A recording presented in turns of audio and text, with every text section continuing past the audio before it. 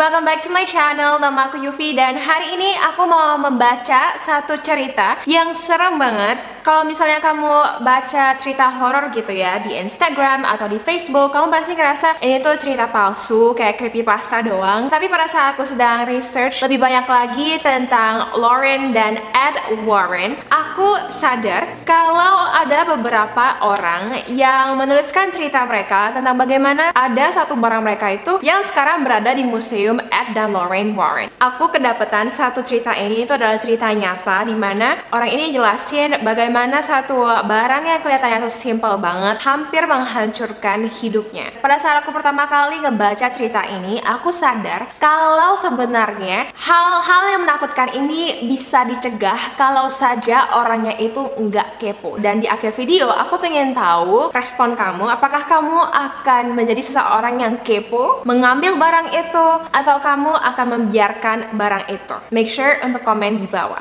Sebelum kamu dengar, aku saranin kamu untuk nonton video ini di pagi hari atau di siang bolong. Kalau misalnya di malam hari, tolong kamu hidupin lampu deh, karena ini tuh beneran ceritanya serem banget dan aku nggak mau kamu mimpi buruk nanti malam. Jadi kalau misalnya kamu tertarik untuk dengerin ceritanya, make sure to stay tune. Dan kalau misalnya ini adalah video pertama yang kamu nonton dari channel aku, welcome. Aku upload video tentang misteri, beauty, dan juga fashion setiap minggunya. Jadi kalau misalnya kamu suka dengan topik tersebut, make sure untuk subscribe dan juga turn notification on ya. Follow aku juga di Instagram @yufifan untuk update dan juga mention aku pada saat kamu nonton video aku. And I will repost it di IG story aku. Anyway guys, sebelum aku mulai, aku bakal minum dulu. Ini tuh kayak cuman minuman kaleng biasa, jadi dari Sprite. I'm just thought like karena ini tuh ceritanya cukup panjang dan cukup serem. Karena di sini tuh rada-rada panas, makanya I felt like I need this. Like it's super cool and like I can make a little bit of ASMR kayak. Anyway, let me just drink this first. By the way guys, itu ceritanya serem banget. Jadi kalau misalnya kamu orangnya penakut, aku saranin kamu untuk gak nonton video ini. Okay, let's get to the story now. Kita bakal namain laki-laki ini tuh Andrew. Okay, let's start the story. Ini akan menjadi cerita panjang karena ini adalah cerita yang berlangsung selama sekitar 1 tahun. Dan saya akan memberitahu Anda sedetail mungkin yang bisa saya ingat. Jujur saja, cerita ini sangat mirip dengan skrip film horor. Jadi saya tidak akan menyalahkan Anda jika Anda tidak percaya sepatah kata pun. Saya belum pernah mengetik ini di internet sebelumnya, tetapi semua teman saya tahu tentang cerita ini. Saya akan mencoba menceritakannya sedetail mungkin. Umurku 30 tahun sekarang. Ketika saya masih remaja sampai umur 20-an, saya benar-benar suka hal-hal aneh. Ada beberapa toko lokal yang menjual barang aneh dan barang antik, seperti seni yang terbuat dari hewan mati, tengkorak, spesimen asam, hal-hal seperti itu. Saya mulai membuat spesimen saya sendiri sekitar umur 20 tahun. Ketika saya tahu ini tidak sulit. By the way, sedikit informasi, spesimen asam itu adalah barang yang dicelupkan di dalam campuran air dan juga campuran cuka dicampur dengan garam. Jadi garamnya itu banyak banget. Jadi kalau misalnya kamu pingin mengasamkan binatang yang sudah meninggal, itu caranya kamu ambil 1 galon air dicampur dengan 1 galon cuka, lalu kamu masukkan 2 galon garam. Dan menurut eksperimen orang ini ya, kamu bakal dapet spesimen hewan yang bakal hidup selamanya di dalam tong itu. Bukan kayak hidup selamanya, tapi bentuknya tuh bakal tetap seperti itu gitu, kayak seperti hewan yang dimumiin. Saya memiliki beberapa koleksi tengkorak, tapi yang benar-benar menarik saya adalah hal-hal yang dikutuk. Saya membeli barang-barang yang diklaim orang dikutuk di eBay dan bahkan pergi ke berbagai negara bagian untuk membeli barang-barang dari orang-orang yang menurut mereka dihantui. Saya membeli 3 kotak D-book berbeda yang konon dikutuk dari eBay. Saya membeli banyak boneka berhantu, apapun yang bisa saya temukan. Saya memiliki beberapa barang taksidermi yang aneh juga, seperti sepasang anak ayam berkepala 2, ular dengan kepala 2, dan lain-lain. Saya juga memiliki beberapa barang yang seharusnya tidak saya miliki, tetapi saya tidak akan membahasnya di sini. Singkat cerita, tidak ada hal aneh yang pernah terjadi. Tidak satu pun. Saya tidak pernah memiliki pengalaman yang aneh dan menyeramkan dengan semua barang-barang ini. Saya harus memulai dengan mengatakan saya tidak pernah benar-benar percaya pada paranormal atau supernatural. Saya tidak akan mengatakan saya seorang skeptis karena saya pikir untuk menggunakan istilah itu,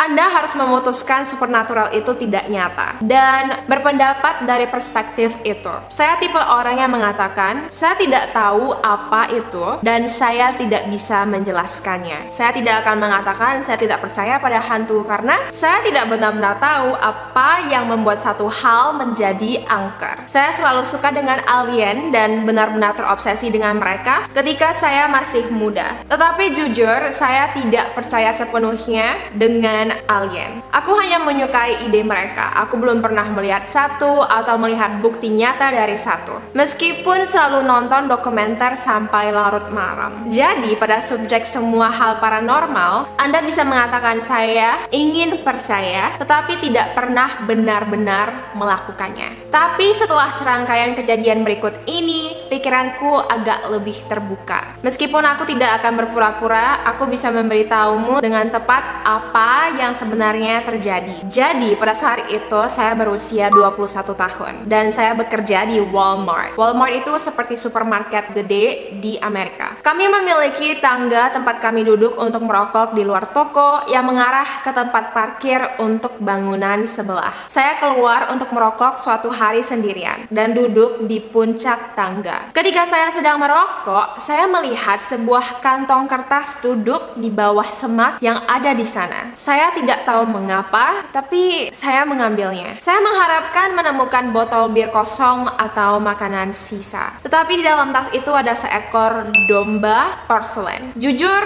rupanya tidak terlalu menyeramkan. Matanya nggak berdarah atau apapun, cuma barang ini kelihatan seperti sesuatu yang ada di rak nenekmu. Ada pita merah di lehernya dan terlihat sangat baru. Ketika saya mengambilnya, ada catatan di bawahnya. Catatan itu menulis, "Bawa aku pulang. Aku akan menjadi domba kecil yang baik. Aku berjanji." Beneran, saya tahu Anda sudah akan berhenti membaca karena kedengarannya klise. Tapi itulah yang dikatakannya. Note itu ditulis dengan tinta merah dan tampak seperti tulisan tangan wanita. Sangat rapi. Ditulis pada selembar kertas notebook standar yang disobek. Sekali lagi, saya tahu betapa bodoh dan klisenya itu terdengar. Tapi sebenarnya itulah yang dikatakan. Jadi tentu saja, karena kamu tahu aku membawa benda itu ke dalam Walmart dan menyimpannya di bawah mesin register. Karena aku benar-benar akan membawanya pulang. Saya menunjukkannya kepada teman saya yang sedang bekerja di sana dan aku bilang, "Bung, lihat apa yang baru saja saya temukan di luar. Lihat catatan ini." Dan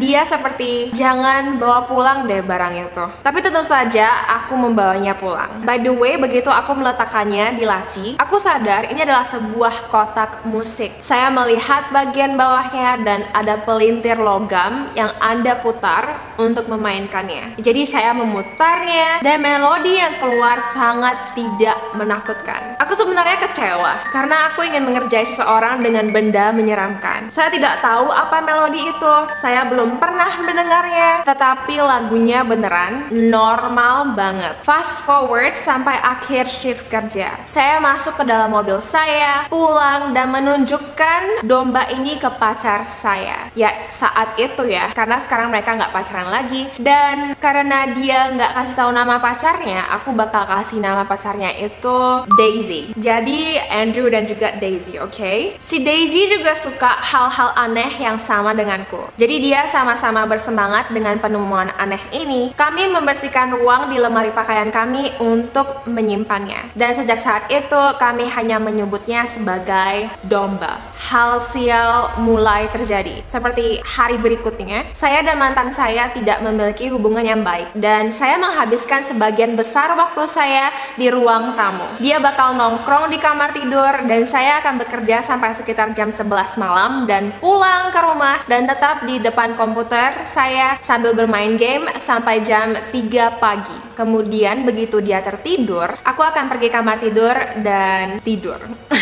Dengan cara ini kami tidak benar-benar menghabiskan banyak waktu bersama, dan kami berdua lebih suka dengan itu. Jadi keesokan harinya, saya duduk di ruang tamu, dan saya mendengar suara gemerisik dari dapur. Saya dapat melihat seluruh dapur dari tempat komputer saya berada, dan saya berasumsi kalau suara itu berasal dari salah satu dua kucing kami yang bermain-main dengan sesuatu. Tapi kedua kucing kami ada di lantai menatap ke arah dapur, sama bingungnya dengan saya. Suara itu sepertinya berasal dari atas lemari es dan terdengar seperti sesuatu yang berdesir di sekitar kotak sereal dan sekantong keripik di atas sana. Saya berasumsi itu adalah tikus karena kami pernah menemukan tikus di rumah sebelumnya. By the way, tikus ini juga adalah spesimen pertama yang pernah saya asamkan sendiri. Saya pun berjalan ke dapur untuk menangkap tikus itu. Saya menyalakan lampu dan ketika saya berjalan di dapur, saya mendengar suara The Grudge. Saya hanya pernah melihat film The Grudge sekali karena itu satu-satunya film yang benar-benar membuatku takut. Saya tidak mudah takut dan saya biasanya tidak terlalu takut dengan film horor. Tetapi suara Grudge membuatku ketakutan ketika aku masih muda. Satu-satunya hal serupa yang membuatku takut baru-baru ini adalah adegan beruang menjerit di film Annihilation. By the way, kalau misalnya kamu tertarik untuk nonton film Annihilation.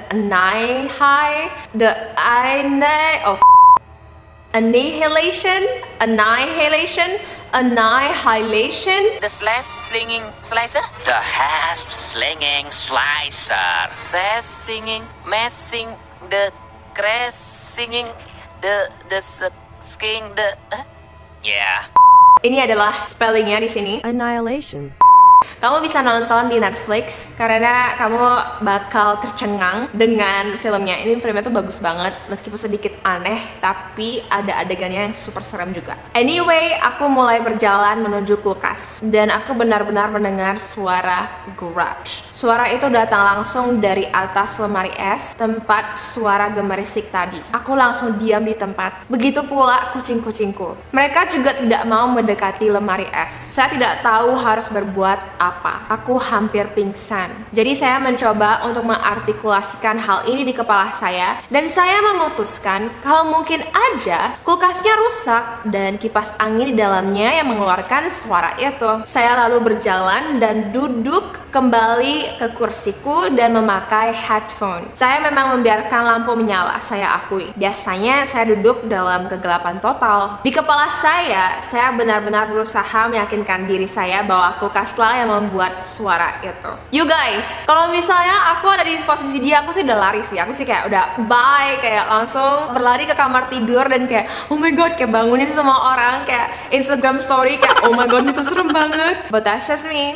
That's just me. Anyway, di kepala saya benar-benar berusaha meyakinkan diri saya bahwa kulkaslah yang membuat suara itu. Tapi aku juga dalam mode panik dan aku seperti, apa yang harus dilakukan saat film menunjukkan adanya hantu? Oh ya, jangan mengakuinya ada. Jadi saya menjadi ayah di setiap film horor dan saya berkata, kulkas rusak dan kembali bermain World of Warcraft padahal saya sangat ketakutan dan menggunakan headphone untuk menghilangkan suara itu. Saya benar-benar duduk di sana jauh lebih lama daripada yang biasanya saya lakukan. Dan karena saya benar-benar takut untuk pindah atau melepas headphone saya memiliki pikiran mengerikan di kepala saya bahwa segera setelah saya melepas headphone saya akan mendengar suara seperti tepat di sebelah telinga saya dan berbalik dan seorang wanita tua akan memakan wajah saya. Guys, ini tuh orangnya tipe yang memang dia sudah familiar banget sama film horor dan kalau misalnya kamu udah sering nonton film horor, kamu pasti juga bakal kepikiran seperti dia. Jujur itu serem banget dan aku sekarang merinding. Aku tahu kayak meskipun itu nggak gitu mungkin ya, tapi setelah apa yang dia dengar, aku pasti berpikiran seperti itu sih. Saya tidak tahu berapa lama suara itu berlangsung. Jadi saya benar-benar duduk di sana sampai matahari terbit. Saya tidak tidur dan pacarku akhirnya terbangun. Dia datang di ruang tamu sekitar jam 8 pagi dan kesal kepada saya karena saya tidak pergi tidur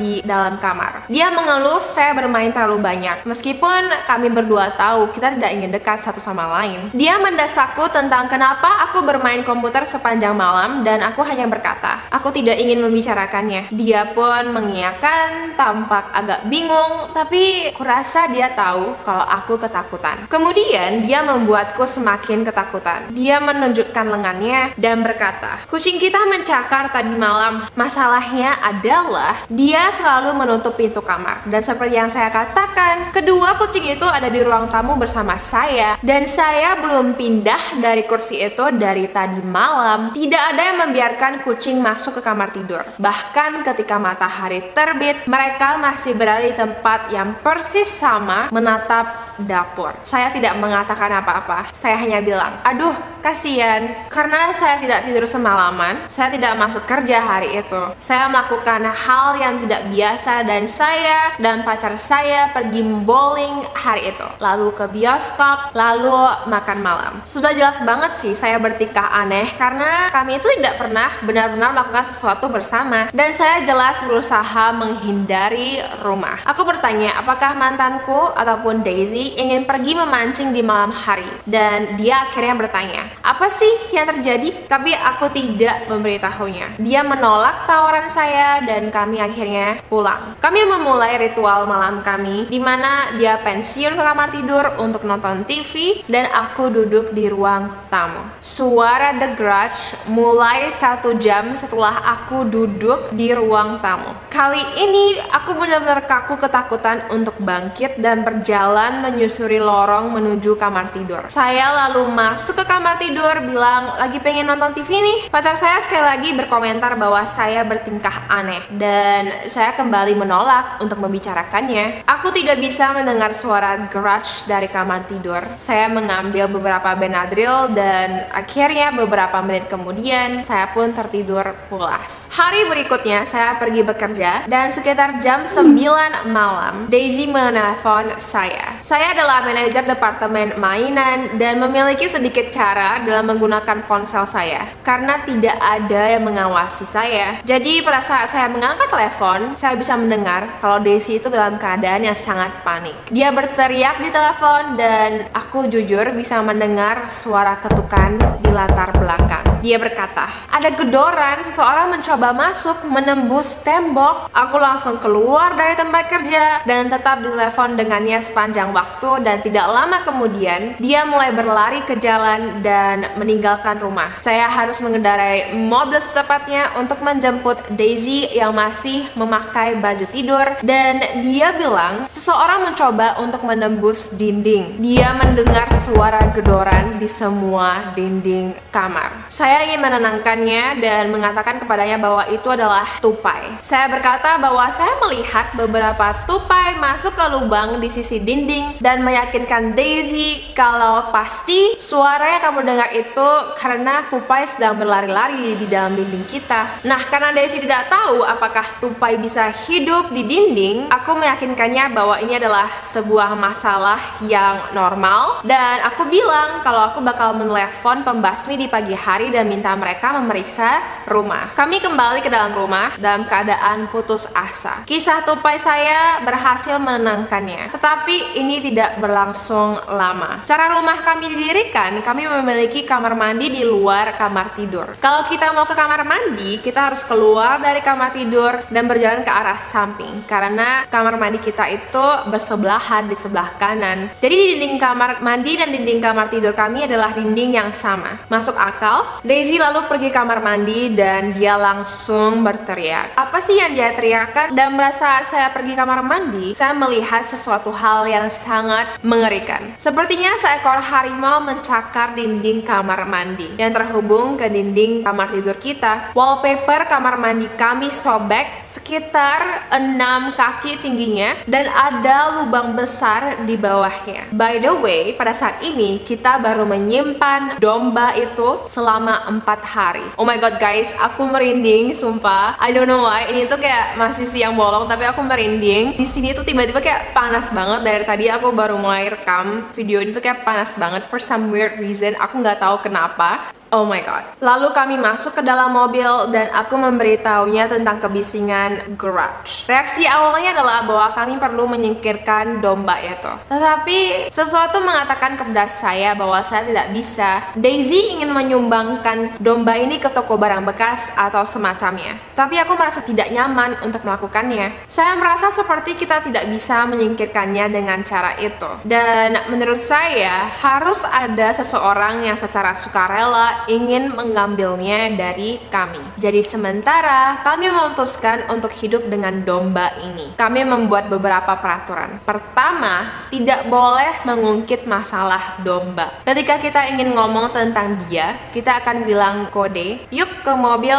dan di sanalah kita baru membahasnya. Cakar di dinding kamar mandi semakin lama semakin dalam. Akhirnya ada lubang besar di sana dan mulai tembus ke kamar tidur kami. Saat itulah saya benar-benar mulai panik. Selama sekitar 1 tahun kami hidup dengan domba itu. Kami hanya mengabaikannya dan berpura-pura itu tidak pernah terjadi. Setiap malam saya duduk dengan kebisingan garage. Banyak hal terbang dari rak, pintu dibanting. Salah satu hal paling parah adalah saat salah satu toples spesimen asam kami meledak. Isinya adalah burung yang saya asamkan. Kaca terbang kemana-mana dan butuh waktu berjam-jam untuk membersihkan semuanya. Burung itu juga benar-benar meledak, membuat bagian tubuhnya berhamburan di sekitar ruang tamu. Saya juga menceritakan hal ini ke teman kerja saya. Mereka bakal tanya, apa yang dilakukan domba itu kemarin? Seakan-akan ini adalah topik gosip kami.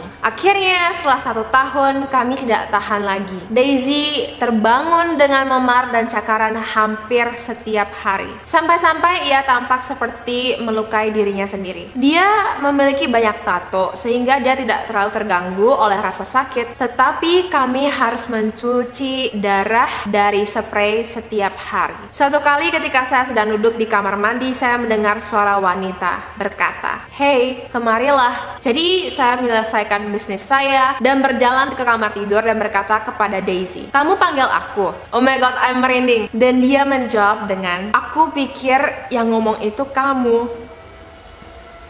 Oke, dia mulai berbicara dan suaranya seperti anak kecil perempuan. Oh my god, saya tahu sekali lagi ini sangat klise dan terdengar bodoh. Kami tidak pernah meresponnya. Semua orang bilang untuk tidak merespon suara itu. Kami sering mendengarnya di pintu kami di malam hari mengatakan hal-hal seperti, oh my god guys, aku kayak merinding dari tadi. Oh my god, kalau misalnya kamu udah pernah nonton video aku yang anak kecil bermata hitam, kamu harus nonton lagi karena beneran anak perempuannya bilang gini, "Hey, boleh nggak aku masuk? Please, biarkan saya masuk." Familiar kan? Seluruh keluarga kami juga tahu tentang domba ini. Mereka akan bertanya, ada apa dengan dinding kamar mandi? Dan kami hanya akan menanggapi dengan cara menggelengkan kepala dan mereka bakal ngerti. Akhirnya tidak ada yang datang ke tempat kami lagi. Semua orang beralasan mereka takut berada di sini. Bahkan orang tua mantan saya juga berhenti datang. Oh my god guys, kayak hantunya itu sampai membuat mereka jadi tidak punya teman dan keluarga mereka itu jadi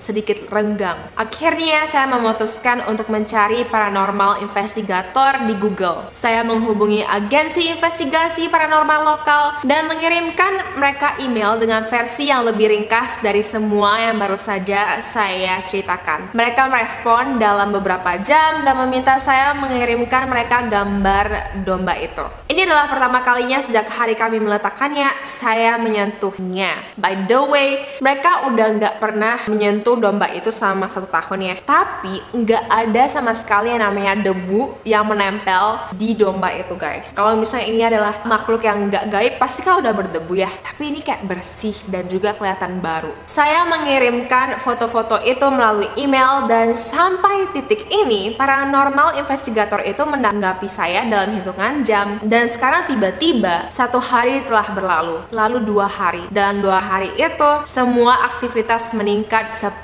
kali lipat. Jadi aktivitas yang dia maksud itu adalah suara The Grudge-nya makin kencang, makin banyak pintu yang terbuka tertutup kayak dibanting terus menerus, dan barang-barang elektronik rumah mereka itu juga banyak sekali yang nggak berfungsi. Rumah itu tidak bisa diam, suara The Grudge bisa terdengar di luar rumah. Setengah gadget elektronik tidak berfungsi, TV nyaris tidak berfungsi, dan listrik akan menyala dan mati. Keran air akan mulai bekerja dan kemudian tutup sendiri, pintu dibanting dan dibuka tanpa henti. Itu sepenuhnya di luar kendali dan kami tidak bisa lagi tinggal di rumah tersebut. Saya tidak kaya, saya hidup dengan gaji Walmart di sini, tetapi kami memutuskan untuk check-in ke kamar hotel malam itu. Saya membawa laptop dan mengirimkan email kepada penyelidik paranormal lagi. Mereka menjawab saya kali ini dan mengatakan kepada saya bahwa wanita yang menjawab email saya ketika saya mengirimkannya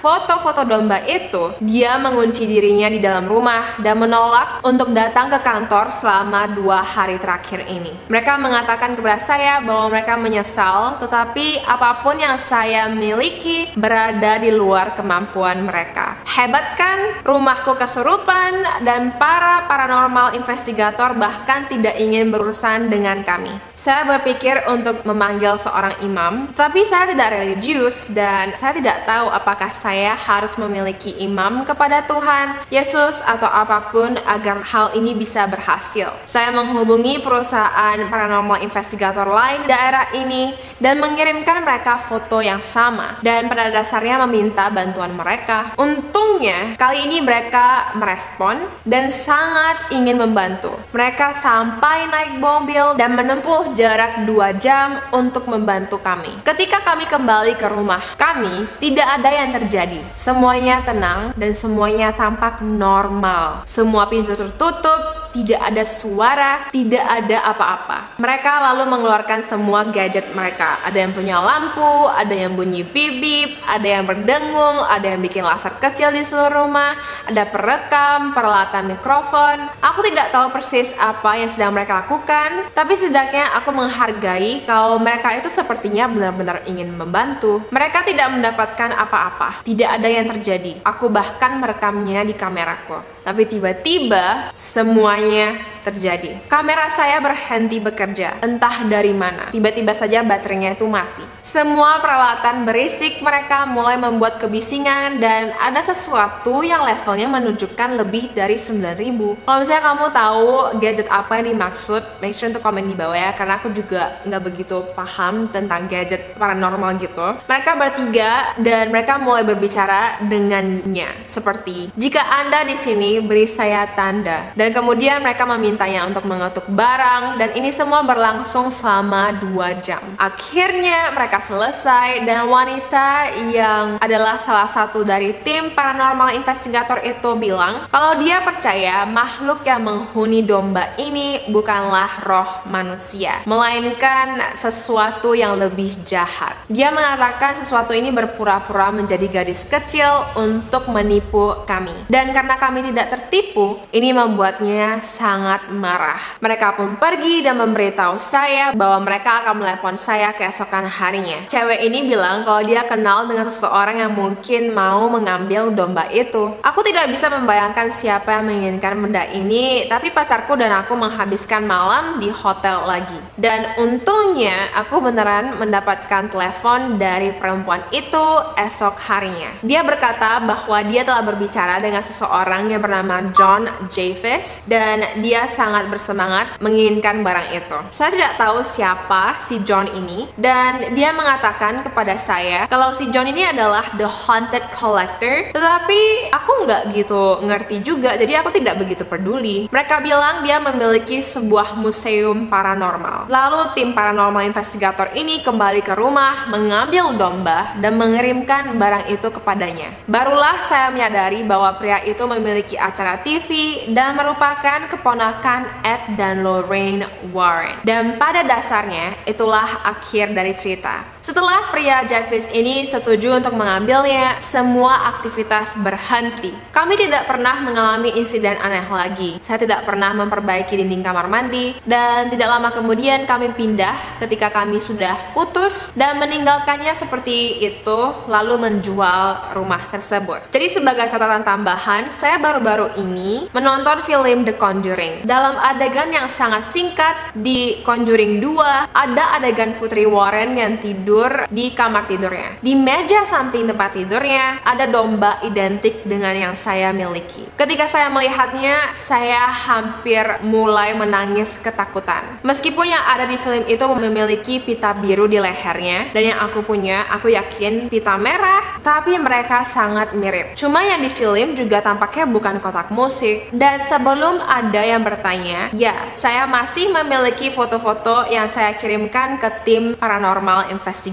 Tapi kecuali Anda benar-benar penasaran, saya saranin untuk tidak melihatnya. So ya guys, ini adalah akhir dari cerita, dan si Andrew ini udah bikin warning kalau misalnya kamu orang yang penakut dan kamu itu orang yang sensitif untuk nggak lihat foto ini. Tapi buat kamu yang benar-benar penasaran, aku bakal tunjukin fotonya dalam 3 detik. Jadi kalau misalnya kamu ketakutan, make sure untuk click off sekarang. Aku bakal tunggu. Oke, dan buat kamu yang masih stay, berarti kamu beneran pengen lihat fotonya. Dan inilah foto dari domba itu.